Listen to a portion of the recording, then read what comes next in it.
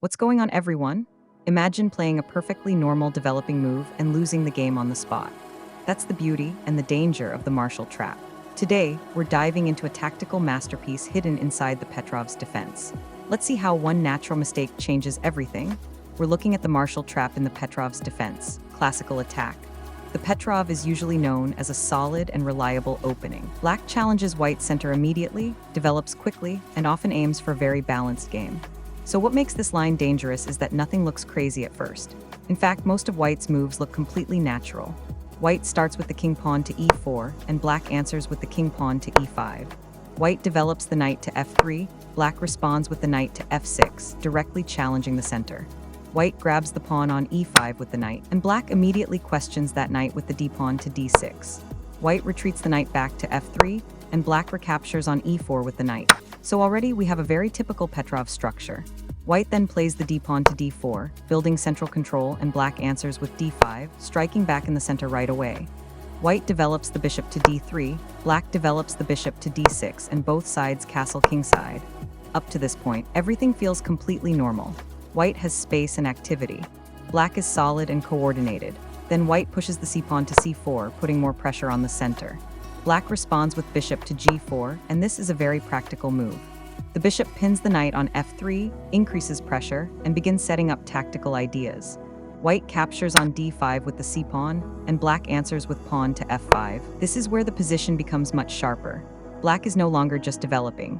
Black is preparing active kingside play and opening tactical possibilities around white's king. Now comes the critical moment. White plays rook to e1.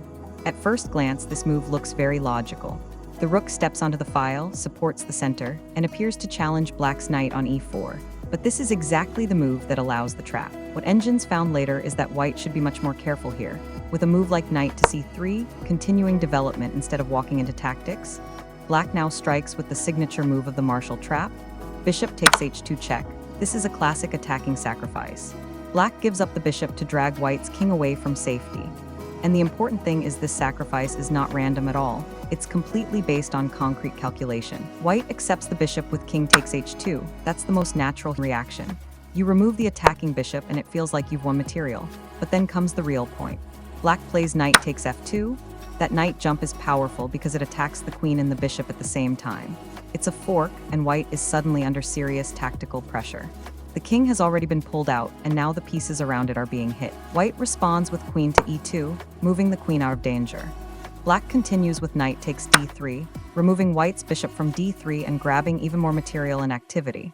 White recaptures with queen takes d3, which makes sense.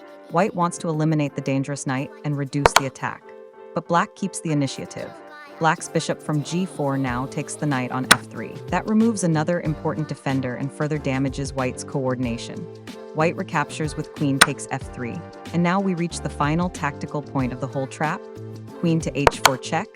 This move is incredibly strong, and it's important to explain it correctly. This is not just a check. It's also a double attack. You can absolutely think of it as a queen fork on the king and the rook on e1. Black's queen is checking the king on h2, and at the same time the rook on e1 is hanging.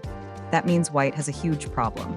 If white simply moves the king back to g1, then black plays queen takes rook on e1 check. So black doesn't just win the rook, black wins it with tempo with another check and keeps the attack going. And what if white tries to block the check instead?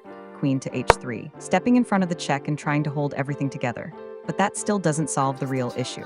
Black can simply take the rook on e1 anyway, so even if the check is blocked, the rook still falls. So the real beauty of queen to h4 check is that it combines two ideas at once. It checks the king, and it attacks the rook on e1. That is why the move is so deadly. White cannot deal with both threats at the same time. Let's step back and appreciate how clean this tactical pattern is. First, black sacrifices the bishop on h2 to pull the king out.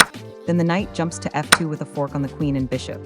Then black removes the bishop on d3. Then black trades off a key defender on f3. And finally, the queen lands on h4 with check and a second threat against the rook. This is a beautiful model tactical sequence. Sacrifice, fork, simplification, and final double attack. From an educational point of view, this is why the Marshall trap is such a useful line to study. White does not lose because of some absurd move. White loses because of a move that looks principled and natural. The rook move to e1 feels like good development. Taking the bishop on h2 feels automatic. Recapturing with the queen feels sensible. But in tactical positions, natural moves are not always safe moves. That's the real lesson. In sharp opening theory, you always have to ask, what is my opponent threatening? What forcing move comes next? And if I accept this sacrifice, what is the tactical follow-up? So even though this is a theoretical model line and not a real over-the-board game, the idea is completely practical. If you play the Petrov as black, this is a trap worth knowing. And if you play against the Petrov as white, this is a trap you absolutely need to avoid. The key takeaway is simple. Queen to h4 check is not only a check, it's the final queen fork or double attack on the king and the rook. If the king moves, the rook falls with check. If the queen blocks, the rook still falls. White is lost. That's the Marshall trap in the Petrov's defense, sharp, elegant, and incredibly instructive.